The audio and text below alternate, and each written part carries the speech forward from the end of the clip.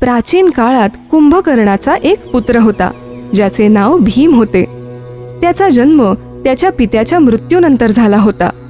त्याला आपल्या वडिलांची भगवान श्रीरामांच्या हातून झालेली हत्या याबद्दल काहीच माहिती नव्हती.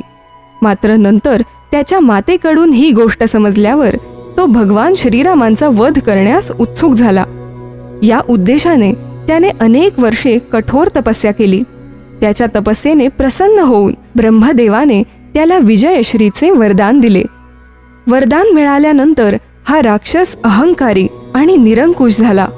त्याने युद्धात देवतांनाही पराभूत करायला सुरुवात केली आणि सर्व प्रकारच्या पूजा अर्चा बंद करविल्या. देवता फारच त्रस्त झाल्यावर त्यांनी भगवान शंकरांची शरणागती पत्करली. भगवान शंकरांनी त्यांना आश्वासन दिले की ते या संकटाचा निश्चितच उपाय करतील. युद्धात भगवान शंकरांनी त्या दुष्ट राक्षसाचा संहार केला आणि त्यामुळे त्याच्या अत्याचारांचा शेवट झाला. त्यानंतर सर्व देवतांनी भगवान शंकरांना विनंती केली की ते याच स्थळी शिवलिंग स्वरूपात विराजमान व्हावेत. देवतांची ही प्रार्थना भगवान शिवांनी स्वीकारली आणि ते आजही भीमाशंकर ज्योतिर्लिंग म्हणून इथे विराजमान आहेत. ऐका हो ऐका मराठी पॉडकास्टच्या पुढील अपडेट्ससाठी आमच्या चॅनलला सबस्क्राईब करा व बेल आयकॉन प्रेस करायला विसरू नका.